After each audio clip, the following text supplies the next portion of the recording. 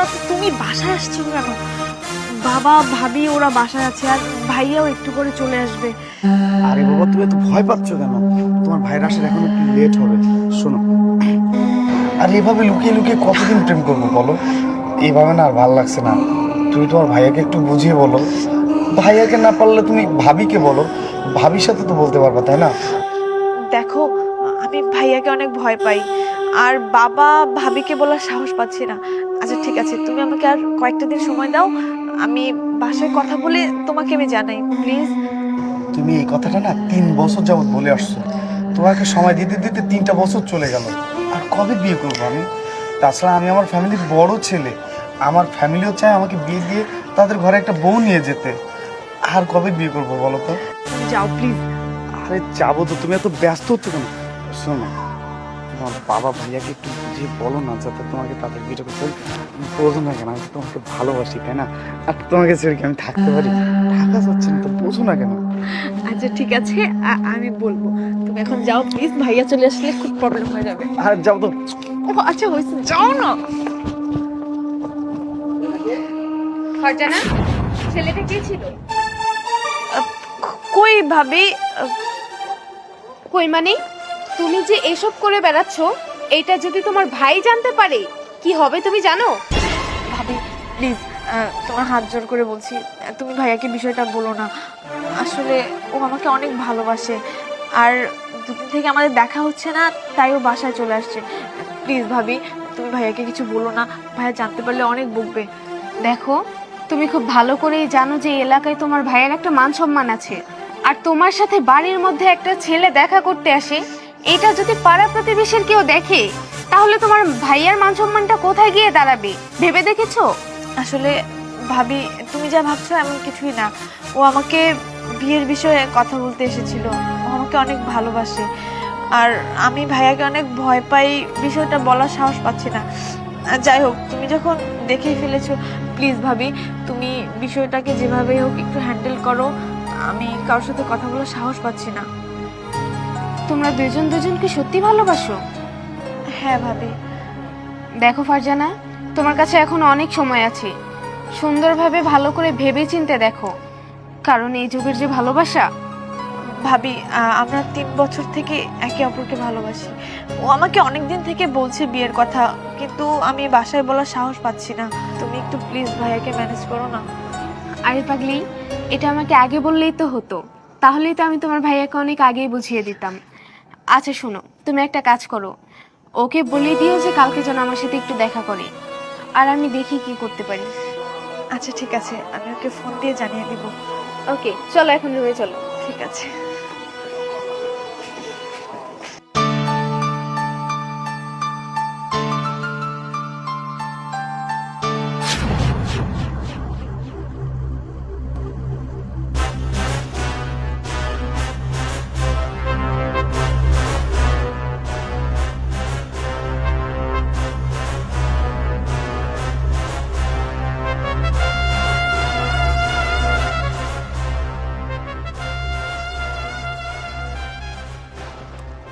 তুমি আজকে এত দেরি হলো যে?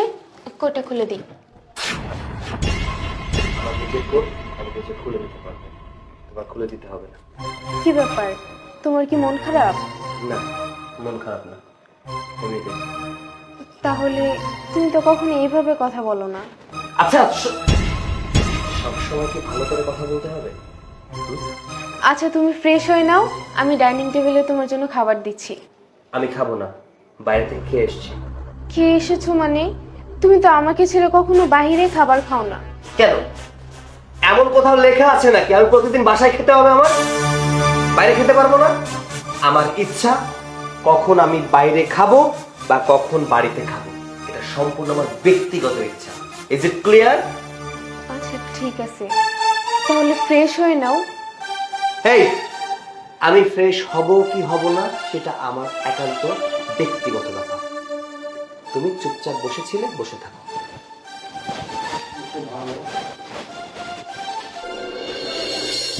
ভাবি, আপনি আমাকে আসতে বলেছিলেন, কি জন্য আসতে বলেছিলেন সেটা যদি বলতেন। দেখেন ভাই, আমি আপনাদের দুইজনের সম্পর্কের ব্যাপারে কালকে রাত্রেই জানলাম।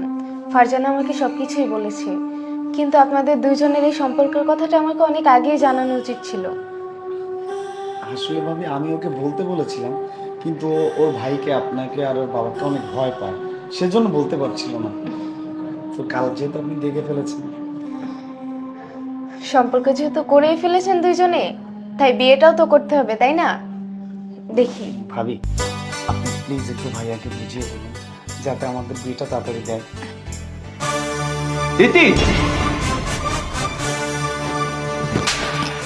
কাল দেখেনি আমার সংসারে থেকে অন্য পুরুষের সাথে তোর সম্পর্ক? ছি, বেশি কমতি রেখেছি তোরা।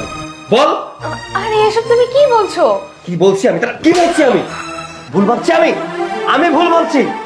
ভাইয়া আপনি আসলে ভুল হয়। এই এই ছেলে, একদম চুপ, কোনো কথা হবে না।